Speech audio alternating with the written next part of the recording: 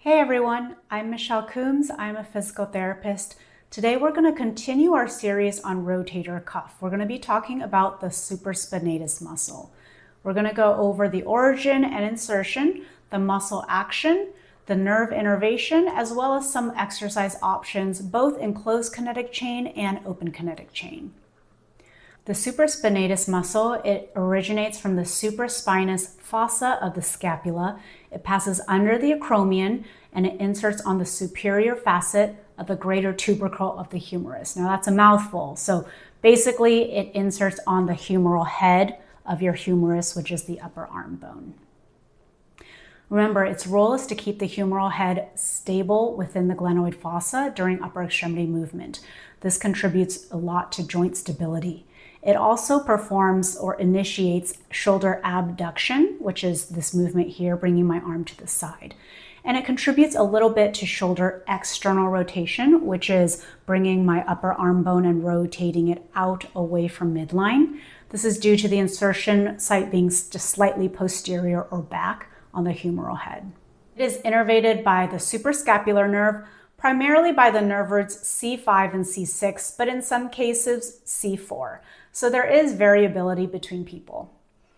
Now, if you're having shoulder pain or other symptoms, it is important to get an appropriate healthcare provider to assess you. We want to ensure that you're not having a condition that needs other considerations. Shoulder pain, it can be from the neck. You could potentially have a large rotator cuff tear, a labral tear. You could have shoulder instability. You could have frozen shoulder. There's a lot of other things that it could be that is going to make a difference in how we consider treatment.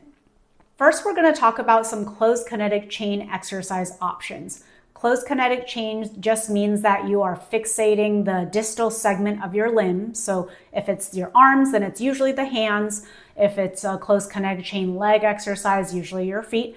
You're fixating it on a surface, which is usually the ground. There are some good benefits to closed kinetic chain exercises. Okay, so here are some options for closed kinetic chain exercises. They're push-up variations. As you can see, there's many ways to modify depending on what your goals are or if you're having symptoms. There are chest push-ups where your arms or your elbows bend out to the side. You can do a tricep push-up where your elbows actually bend back towards your body. You can also do a bear position hold for time. That's where you're basically doing a quadruped position where your hands are under your shoulders, your knees are under your hips, and then you just ever so slightly lift up your knees about 1 inch off the floor and hold it there. Now, if you're starting these for the first time and you don't have any symptoms, I would still go slow, maybe try for anywhere from 8 to 12 reps and start with 1 to 2 sets a day. Make sure that it's not flaring you up or giving you any issues before you move on to maybe 2 to 3 or 4 sets a day. For the bear position holds, I usually have people try to just hold it for 15 seconds to start. It's actually quite difficult. And if you can hold upwards of 30 seconds or more, that's great, but often people have to start a little lower than that. Here's some other variations. Putting your hands on the wall is easier, while elevating your feet is harder. We talked about there are many other muscles in the shoulder area that are activated as well because we are doing closed kinetic chain exercises. Now let's go over some options for open kinetic chain exercises. Open kinetic chain just means that the distal end of your body, so the hands or the feet usually, it's allowed to move freely through space. It's not fixated on a surface, okay? Our first open chain exercise is called the full can exercise or scaption. My arms are not all the way out to my side. They're also not all the way in front of my body. They're actually about 30 to 45 degrees between the frontal plane and the sagittal plane, so somewhere in between that. They found that this position, it decreases deltoid activation, which is helpful when we're trying to focus our efforts on the supraspinatus. This can be done with dumbbells, it can be done with a resistance band, If you don't have either of those, it's also fine to do it with some water bottles, and you can fill the water bottles to whatever height works for you. I would start with 8 to 12 reps and start with 1 or 2 sets a day. Make sure it's not flaring you up or causing issues before you move on to 2 to 3 or 4 sets a day.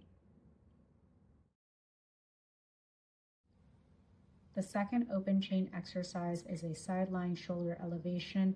It's basically the same exercise as the first one, but you're laying on your side. It's really helpful for early rehabilitation because there's less interference from other muscles that are usually on when we're standing because they're trying to help with our posture. The way that I keep the 30 to 45 degrees in front of the frontal plane, I just tilt my torso slightly towards the ceiling, and that seems to help. You can do this with dumbbell, a water bottle, and I would start with 8 to 12 times, 1 to 2 sets a day. Make sure it's not causing you problems before you increase to maybe 3 or 4 sets. The third open chain exercise is a bench press. Because so many of the anterior muscles of the shoulder, like your pectoralis major, are working, the rotator cuff, specifically the posterior cuff, is very active during the bench press to counteract that and keep the humeral head within the socket. So there are many ways to modify to make this more comfortable depending on what your goals are and if you're having symptoms. Some people will assume a wider or more narrow grip or hand placement. You can also do partial range of motion, so some people will put a block on their chest so that they're not going all the way down with the bar. You can even use a neutral grip, so if you have dumbbells, or some people or some gyms have a Swiss bar that keeps your grip more neutral. You can also modify the bench, whether it's more incline, it's flat, or slightly declined. Some people will also slightly arch their back if they cannot get a decline on their bench. Maybe it's not adjustable. And some people will even use things like bench press chains. I would start with 8 to 10 reps, 1 to 3 sets a day. Make sure it's not flaring you up before you increase the sets. So probably start at like 1 or 2 sets. And this is an exercise that usually is done about 2 to 3 times a week. And you want to make sure that you have the proper weight. So if your form does not suffer, then that means that weight is appropriate for you. You don't want to do a really heavy weight to where you're compensating, and your risk of injury can also increase at that point. Now, like every exercise, there are so many ways to modify to fit this exercise to your individual need. Some people will do best starting with isometrics or partial range of motion. You can modify the load or the weight that you're using, how many reps, how many sets. Take a look at your rest days that you're giving yourself. You can modify your body position, whether it's gravity assisted, gravity eliminated, things like that. I hope you found this video helpful. If you did, like and subscribe. See you next time.